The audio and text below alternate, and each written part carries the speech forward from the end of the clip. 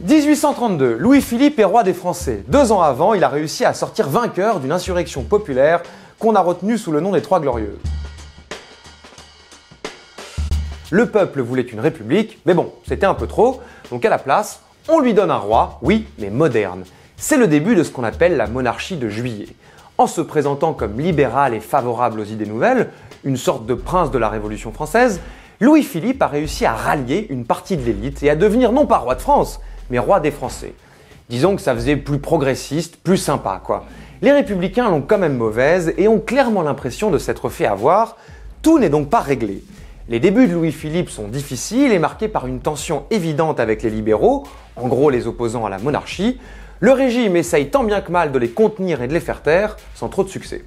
Et pour ne rien arranger, une épidémie de choléra s'abat sur la France. Rien qu'à Paris, en avril 1832, on compte 13 000 victimes. Et parmi elles, le général Lamarque. Ce héros des guerres de la Révolution et de l'Empire était depuis devenu député, leader de l'aile la plus républicaine de l'Assemblée. Ces obsèques ont lieu le 5 juin et elles sont l'occasion d'un rassemblement gigantesque qui va tourner à l'insurrection contre le roi. Cet épisode de l'histoire de France est resté célèbre puisqu'il est le cadre d'une grande partie des Misérables de Victor Hugo.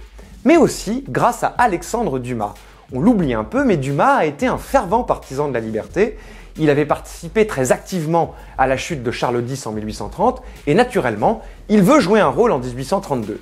C'est déjà une célébrité littéraire, mais il est aussi lieutenant d'artillerie au sein de la garde nationale. Et c'est à ce titre que la famille Lamarque le choisit pour être commissaire du convoi funèbre. Il raconte le début des événements dans ses mémoires, écoutons-le. On venait de descendre le cercueil.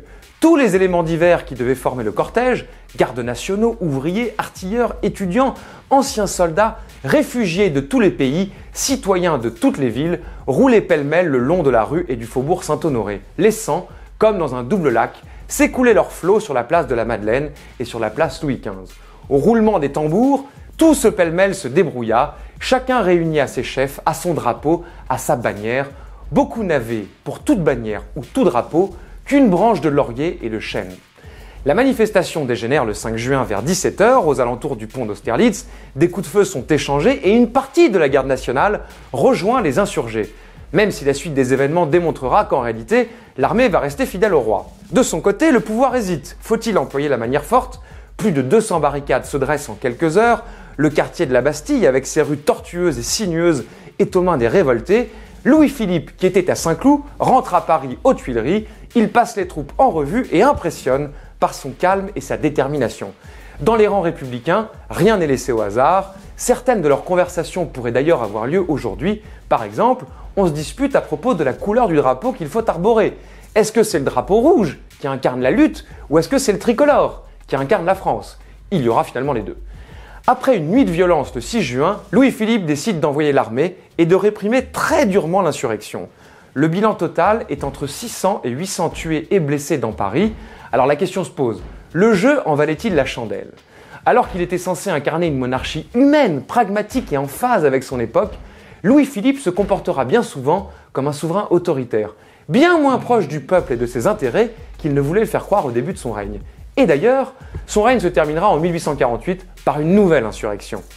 Cette époque, c'est aussi l'irruption de la question sociale. Les Français ne veulent plus seulement des droits politiques, ils veulent vivre dignement. La monarchie de Juillet se montrera incapable d'y répondre et emportera dans sa chute la monarchie. Les rois ne régneront plus jamais en France.